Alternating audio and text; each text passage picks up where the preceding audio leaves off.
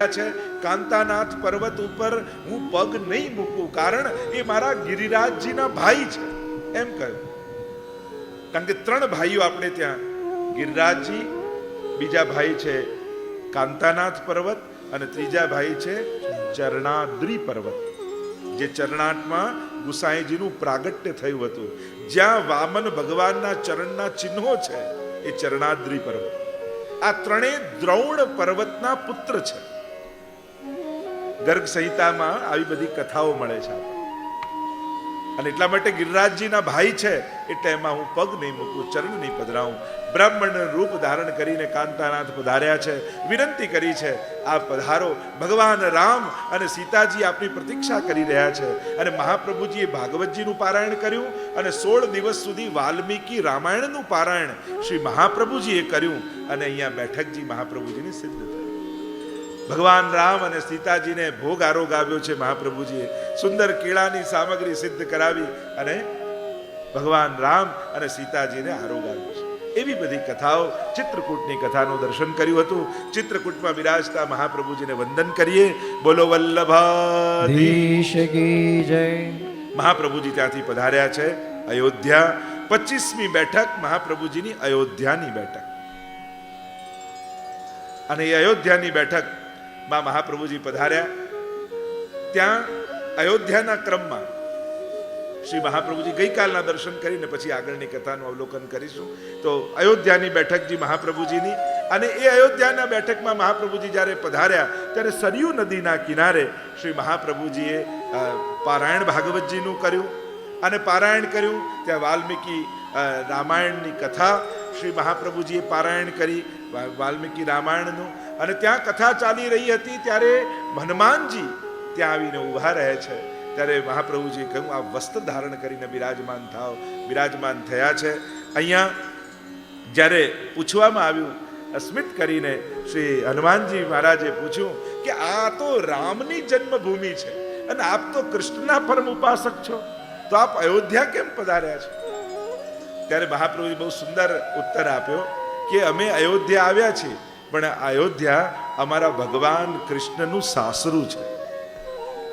તો કે ભગવાન કૃષ્ણનું સાસરું ક્યાંથી? તો આપે પ્રાચીન કથા કહેતા કહ્યું કે સત્યજીત નામના રાજા, અને એમણે શરત રાખી હતી કે મારી દીકરી એને પરણાવું જે 7 સાંઢોને એક સાથે નિગ્રહ કરી. અને ભગવાને એક સાથે 7 રૂપ ધારણ કર્યા અને 7 સાંઢને નાથ્યા. અને ત્યારે કહેવાય છે આ સત્યજીત રાજાએ પોતાની પુત્રી સત્યા સાથે ભગવાનના વિવાહ કરાવ્યા.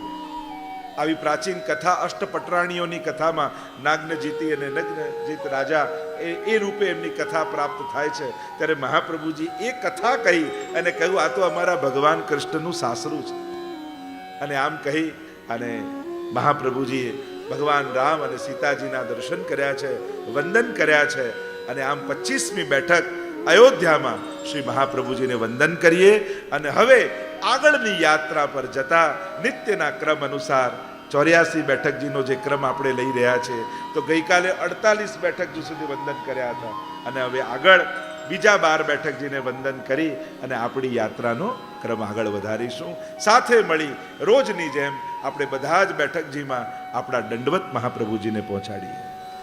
60 બેઠક સુધીનું આપણે ગાન કર્યું. પંચમ દિવસ અયોધ્યાના બેઠકજીનું ચરિત્રનું અવલોકન આપણે કરી રહ્યા હતા. ભગવાન રામના દર્શન કરવા માટે મહાપ્રભુજી પધાર્યા અને શ્રી મર્યાદા પુરુષોત્તમાય નમઃ એમ કરીને વંદન કર્યા છે. પરસ્પરની ચર્ચાઓ, અનેકવિધ કથા છે. ભગવાન રામ નારાયણના હાસ્યનું સ્વરૂપ છે અને મહાપ્રભુજી મુખારવિંદનું સ્વરૂપ છે. એ બધી ચર્ચાઓ બેઠક ચરિત્રમાં આવી. સ્વયં હનુમાનજી પુનઃ મિલન થયું મહાપ્રભુજી સાથે અને કહ્યું કે તમે વસ્ત્ર ધારણ કરીને કથાનું શ્રવણ કરો. ત્યારથી કથામાં શ્રી હનુમાનજી માટે વસ્ત્ર બિછાવવામાં આવ્યું. એવો વિધાન અહીંયા બતાવવામાં આવ્યું. અયોધ્યા એ પરમ પાવન સ્થાન છે અને હવે વર્તમાન સમયમાં તો એનું સ્વરૂપ જ ખૂબ વિશેષ રૂપે થઈ ચૂક્યું છે. અયોધ્યામાં બિરાજમાન શ્રી મહાપ્રભુજીના ચરણારવિંદમાં વંદન કરીએ બોલો વલ્લભાધીશ કી જય. બેઠક 26મી નૈમિષારણ્યની બેઠક. પ્રાય જેટલા પુરાણો છે એ બધા નૈમિષારણ્યના આગળ ગવાયા છે. વિશેષ રૂપે ભાગવતજીમાં પણ જ્યારે મહાત્માની કથાનું વર્ણન કરવામાં આવે છે ત્યારે 88,000 ઋષિઓ આ નૈમિષારણ્યમાં એકઠા થયા છે. સત્રમ સ્વર્ગાય લોકાય એટલે કે સુવર્ગાય, સ્વર્ગની પ્રાપ્તિ માટે 1000 વર્ષ સુધી ચાલે એવો યજ્ઞ આદરીને સૌનકાદિ ઋષિ બિરાજમાન છે. એવી કથા ભાગવતજીના મહાત્મ્યમાં વર્ણન કરવામાં આવે છે. જ્યારે બ્રહ્માજી પાસે ગયા છે અને પૂછ્યું અમે કઈ ભૂમિમાં જઈને યજ્ઞ કરીએ અને એવી ભૂમિ અમને બતાવો કે જ્યાં જઈને અમારું મન પરમ સ્થિર થઈ જાય, કારણ કે આ મન બહુ ચંચલ છે. શાસ્ત્રો એમ કહે છે કે ભૂમિનો પણ પ્રભાવ મન ઉપર આવે છે.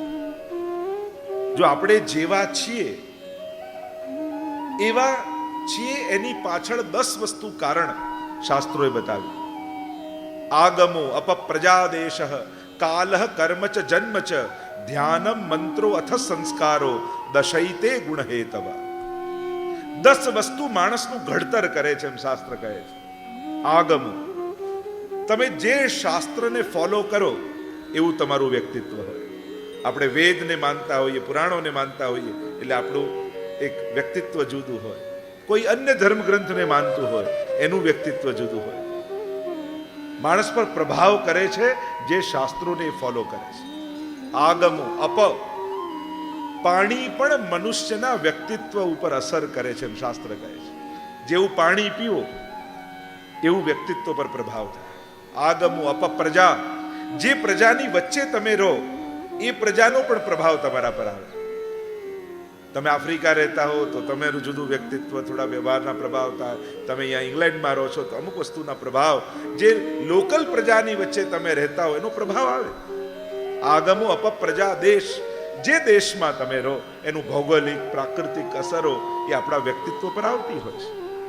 આગમો અપ પ્રજા દેશ કાલ, જેવો કાલ ચાલતો હોય, સતયુગ ચાલતો હોય, ત્રેતા દ્વાપર કલયુગ, અને જે યુગ છે જેવો કાળ છે એનો પ્રભાવ આપણા પર આવે.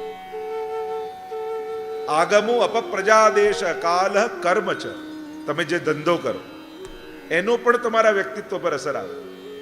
ઘણીવાર લોકોને મળીએ તો ખબર ન પડે આ શેર માર્કેટનું જ કરતો લાગે છે, આનું જ કરતો લાગે છે. એની વાણી, એની ભાષા આ માર્કેટિંગમાં જ લાગે છે, આ કોઈ પ્રોડક્શનમાં લાગે છે. કારણ કે જેવું કામ કરે એ કામ પરથી એનો વ્યવહાર, એની વાણી, એનું વ્યક્તિત્વ ગણાય. કર્મ ચ જન્મ ચ, તમારો કયા કુળમાં જન્મ થયો છે એ પણ તમારા વ્યક્તિત્વ પર અસર કરે છે. ધ્યાનમ અથ મંત્રો અથ સંસ્કાર, જેનું ધ્યાન કરો, સતત જેનું ચિંતન કરતા હો એવું વ્યક્તિત્વ પર અસર આવે. મંત્રો, તમે જે મંત્રોની ઉપાસના કરો એ પણ તમારા વ્યક્તિત્વ પર આવે. અને તમને જેવા સંસ્કાર આપવામાં આવ્યા છે એ પણ તમારા વ્યક્તિત્વનું ઘડતર કરે છે. તો આટલી વસ્તુ ઘડતર, તો અહીંયા જે મૂળ ચર્ચા આપણે કરી રહ્યા હતા, બ્રહ્માજી પાસે ઋષિઓ આવ્યા છે અને કહ્યું કે અમને એવા સ્થાનમાં, એવું સ્થાન બતાવો, અમારે યજ્ઞ કરવો છે પણ જ્યાં જઈને અમારું મન સ્થિર થઈ જાય એવું સ્થાન બતાવો. અને મનોમય ચક્ર બ્રહ્માજીએ છોડ્યું છે. અને જે સ્થાન પર એ ચક્રની ધરી રોકાઈ, એટલે કે એ બે ધરી વચ્ચેની જે જગ્યા, એને કહેવાય નૈમિષારણ્ય. નિમિહિ શ્રીયતે, જ્યાં એ ચક્ર રોકાઈને એની ધરી વચ્ચેનો ભાગ, અને કહ્યું કે આ પરમ સાત્વિક નિર્ગુણ ભૂમિ છે. એમ કહ્યું અહીંયા બેસીને યજ્ઞ કરશો તો તમારું મન સ્થિર થઈ જશે. જો માણસ મન સ્થિર કરવાની કોશિશ તો કરે, સંસારમાં ભગવાનને યાદ કરવાની કોશિશ કરે, તકલીફ તો એ થાય છે કે ભગવાન આગળ બેઠા હોઈએ તોય મન સંસારમાં ભાગતું હોય છે.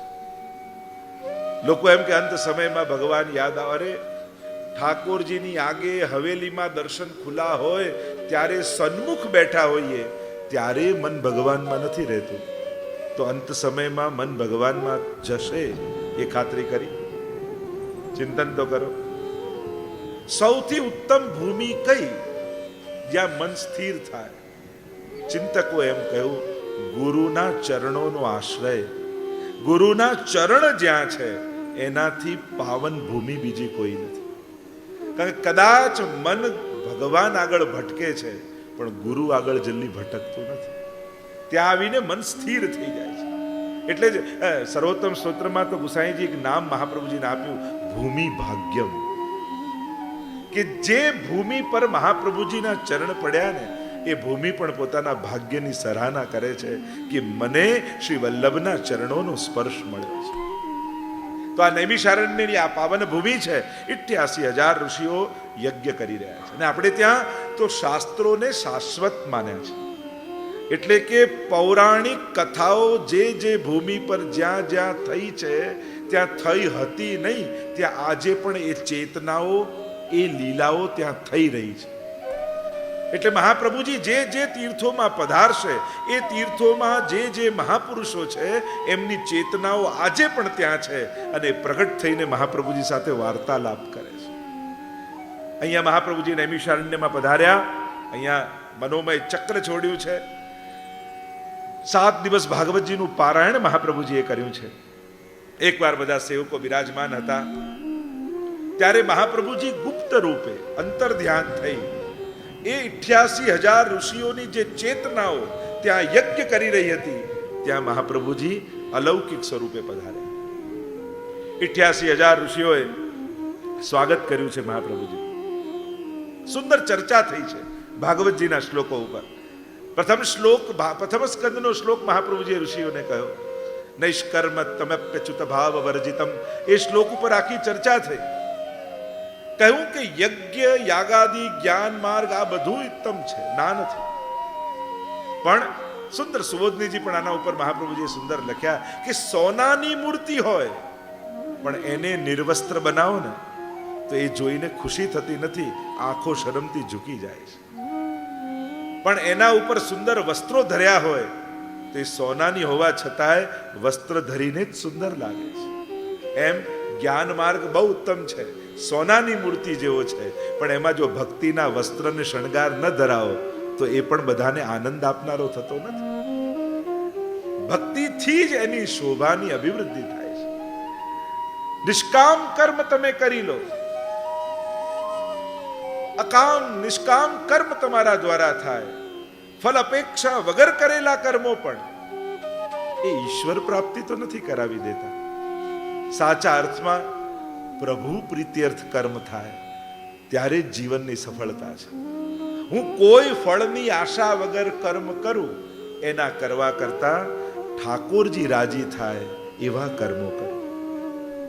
નિષ્કામ કર્મ કરવા જશો ને તો એ બહુ વાર નિષ્કામતા ટકી નહીં રહે, પણ પ્રભુ પ્રીત્યર્થ કર્મ કરશો ને આનાથી મારો ઠાકોરજી રાજી થાય છે. આપણે વ્રત કરીએ, માળા કરીએ, યાત્રા કરીએ, આ બધું કરીએ, મારો ઉદ્ધાર થાય, મને પુણ્ય મળે, એ કામનાથી વૈષ્ણવ નથી કરતા, પણ પ્રભુને આનાથી પ્રસન્નતા થાય છે એટલા માટે હું કરું છું. મારે ઉપવાસ કરી પુણ્ય સંચય કરવું છે, આ રીતે ઉપવાસ કરવા જશો ને તો ઉપવાસ કરી નહીં, વ્રત કરવાથી મારો ઠાકોરજી રાજી થાય છે, આ વિચાર કરશો ને તો હસતા ચહેરે વ્રત થઈ જશે.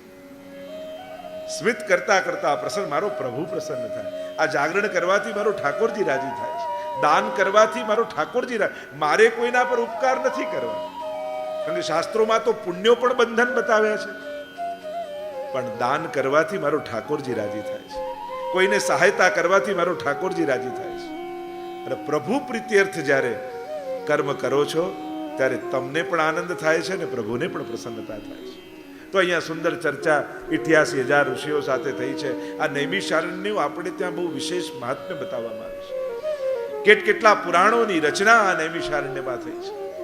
ભાગવતજીનું મહાત્મ્ય જે પદ્મ પુરાણ અંતર્ગત ગાવામાં આવે છે ત્યારે આ નૈમિષારણ્યની કથા કહેવામાં આવે છે.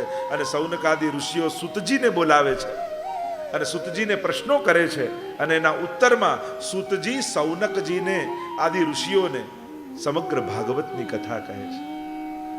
અને એટલા માટે ભાગવતજીમાં પણ રચનામાં પણ આ નૈમિષારણ્ય બહુ મહત્વનું સ્થાન છે. અહીંયા મહાપ્રભુજી પધાર્યા છે, ઋષિ મુનિઓ સાથે સુંદર સંવાદ થયો છે અને અનેક સમય સુધી ત્યાં 3 પ્રહર સુધી મહાપ્રભુજી ઋષિ મુનિઓ સાથે ચર્ચા કરતા રહ્યા અને અહીંયા સેવકોએ મહાપ્રભુજીને ન જોયા એવો વિરહ એમને થયો કે ત્યાં જ મૂર્છિત થઈને પડી ગયા બધા સેવકો. નિષ્કામ કર્મ કરવા જશો ને તો બહુ વાર નિષ્કામતા ટકી નહીં રહે, પણ પ્રભુ પ્રીત્યર્થ કર્મ કરશો ને આનાથી મારો ઠાકોરજી રાજી થાય. આપણે વ્રત કરીએ, માળા કરીએ, યાત્રા કરીએ, આ બધું કરીએ, મારો ઉદ્ધાર થાય, મને પુણ્ય મળે, એ કામનાથી વૈષ્ણવ નથી કરતા, પણ પ્રભુને આનાથી પ્રસન્નતા થાય છે એટલા માટે હું કરું છું. મારે ઉપવાસ કરી પુણ્ય સંચય કરવું છે, આ રીતે ઉપવાસ કરવા જશો ને તો ઉપવાસ કરી નહીં શકો, પણ વ્રત કરવાથી મારો ઠાકોર બધા છે. હા, શ્રી વલ્લભ ક્યાં જતા રહ્યા? શ્રી મહાપ્રભુજી વગર અમે જીવીશું કઈ રીતે? અમારા તો પ્રાણ છૂટી જશે એવો વિરહ એમને થયો. મૂર્છિત થઈને પડ્યા. મહાપ્રભુજી ત્યાં પધાર્યા, જલ લીધું, અભિમંત્રિત કરીને છાટ્યું અને બધા સેવકો સભાન થયા. અરે આપ ક્યાં પધારી ગયા હતા? આપને ક્ષણવાર અમે ન જોઈએ તો અમને તો યુગ વીતી ગયા જેવો વિરહ થાય. કારણ મહાપ્રભુજી તો સાક્ષાત વિરહાનલનું સ્વરૂપ છે, વિપ્રયોગનું સ્વરૂપ છે, અને જ્યારે એમના દર્શન ન થાય ત્યારે સેવકોને અતિશય તાપ થાય છે. વાર્તા સાહિત્યમાં તો એવા કેટલા પ્રમાણો છે. શ્યામદાસ સુથારની વાર્તામાં આવે, મહાપ્રભુજીને ન જુએ તો રહી ન શકે. સ્વયં દમલાજીની વાર્તામાં આવે, જો મહાપ્રભુજી 3 દિવસ સુધી દર્શન ના આપે તો એમના પેટમાં ખૂબ દર્દ થાય, અને મહાપ્રભુજી ત્યાં આવીને દર્શન આપે ત્યારે એમને શાંતિ થાય. વૈષ્ણવના તો પ્રાણ શ્રી વલ્લભ છે. અને મહાપ્રભુજી વૃત્તાંત કહ્યું, આ રીતે ઋષિ મુનિઓને મળવા માટે ગયા હતા. તો આ નૈમિષારણ્યમાં બિરાજમાન શ્રી મહાપ્રભુજીને આપણે દંડવત કરીએ. બોલો શ્રી વલ્લભાધીશ કી જય. 27મી બેઠક કાશીમાં શેઠ પુરુષોત્તમ દાસના ઘરમાં. કાશી એવું સ્થાન છે, ભારત વર્ષના જેટલા આચાર્યો થયા છે, જેટલા મહાપુરુષો થયા છે, બધાનો સંપર્ક કાશી સાથે રહ્યો છે. આપણે ત્યાં તો વિશ્વનું સૌથી પ્રાચીન શહેર આ કાશી માનવામાં આવે છે. અને લગભગ જેટલા સંપ્રદાયો, જેટલી માન્યતાઓ, જેટલા પંથો હિન્દુ ધર્મના છે, ભારતીય સંસ્કૃતિના છે, એ બધાના આચાર્યો અને ધર્મગુરુઓએ કાશીનો ક્યાંક ને ક્યાંક પ્રકારથી આશ્રય કર્યો છે. એવું મહાનતમ કાશી તો પુરી તો છે જ, પાવન કરનારી તો છે જ, અને કાશીનું મૃત્યુ એ તો મોક્ષદાયીની માનવામાં આવે છે. સ્વયં કાશી વિશ્વનાથ મહાદેવજીની આ નગરી છે. પ્રકાંડ પંડિતો અને વિદ્વાનો કાશીમાં આજે પણ બિરાજમાન છે. અને એ સમયથી પ્રાચીન કાળથી મહાપ્રભુજી પધાર્યા છે. કાશીના ચરિત્રોનું વર્ણન કરવામાં આવ્યું છે. મણિકર્ણિકા ઘાટ ઉપર મહાપ્રભુજી બિરાજી સંધ્યાવંદન કરી રહ્યા છે. કાશીના ઘાટોનું પણ બહુ મહાત્મ્ય કહેવાયું છે. શેઠ પુરુષોત્તમ દાસ ગંગાજીમાં સ્નાન કરવામાં આવ્યા. મહાપ્રભુજીના દર્શન થયા. પૂર્ણ પુરુષોત્તમ સ્વરૂપે ઝાંખી થઈ, ચરણોમાં પડ્યા. વંદન કરીને સેવકોને પૂછ્યું કે આ તો એ જ આચાર્ય છે ને જેણે માયાવાદનું ખંડન કર્યું, બ્રહ્મવાદની સ્થાપના કરી અને વિજયનગરમાં આપનો કનકાભિષેક થયો, એ જ આચાર્ય છે? કહ્યું હા એ જ છે. શરણમાં ગયા ને કહ્યું કે મને આપનો સેવક કરો. આ શેઠ પુરુષોત્તમ દાસ કાશીના એ સમયના સૌથી મોટા ધનિક હતા. 52 કરોડની સંપત્તિ એમની હતી એમ કહેવાય છે. એ સમય એવા ધનિક, પણ એમની દીનતાનો ભાવ, વૈષ્ણવતાના આડે આપણી લૌકિક સફળતા ક્યારે ના આવવી જોઈએ. જ્યારે આપણું લૌકિક સામર્થ્ય આપણા અલૌકિક સફળતાના આડે આવવા લાગે તો માનજો આ લૌકિક મારું બંધન છે. પહેલા આપણે સાધારણ હોઈએ ને મંદિરે, હવેલીએ, કથામાં ગમે ત્યારે સમય થાય એટલે પહોંચી જઈએ. ધીમે ધીમે સફળતા આવીને કંઈ બહુ મોટા પદ ઉપર પહોંચી ગયા, બહુ મોટા સફળ વેપારી થઈ ગયા.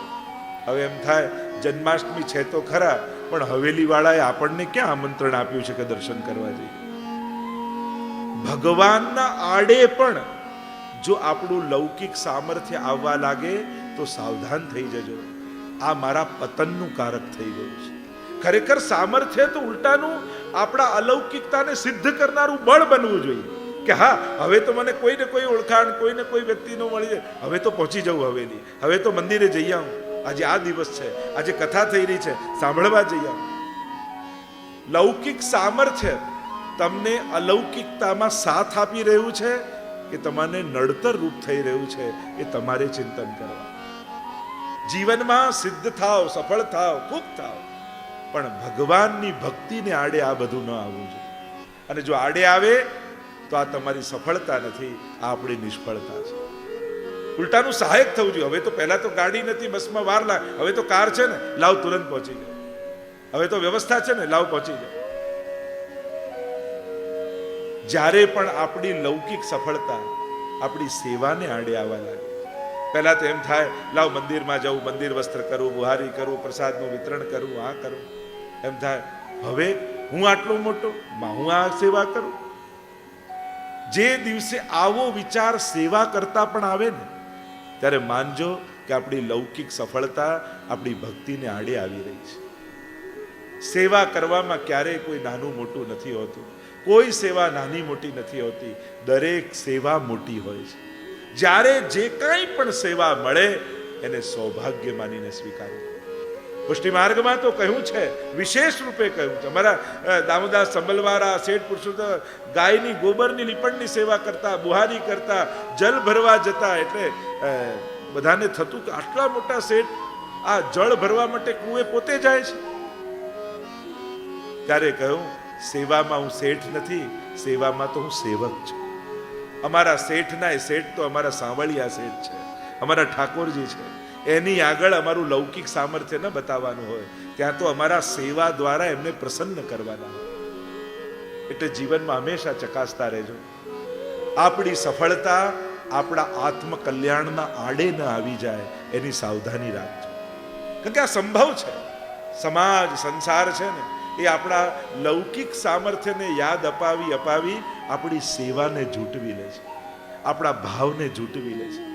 ક્યાંક આ સંસારના સન્માનો આપણી શ્રદ્ધાને હરી ન લે એની સાવધાની રાખજો. કારણ કે બહુ મોટું નુકસાન થઈ જશે. આપણું કોઈ ધન લઈ જાય નુકસાન નથી, આપણી કોઈ પ્રતિષ્ઠા હણી દે નુકસાન નથી, પણ આપણી શ્રદ્ધા હણી જાય ને એ બહુ મોટું નુકસાન છે. ભક્ત માટે એની શ્રદ્ધા જ એના જીવનનું બળ છે. આપણી ભાવના જ આપણી તાકાત છે. અને જો ભગવાનમાંથી કોઈ શ્રદ્ધા હરી ગયું ને આપણી, તો આપણું બહુ મોટું નુકસાન કરી જશે. અને હરવા માટે અનેક પ્રકારથી હરાય છે. અપમાનથી હરાય ને સન્માનથી હરાય.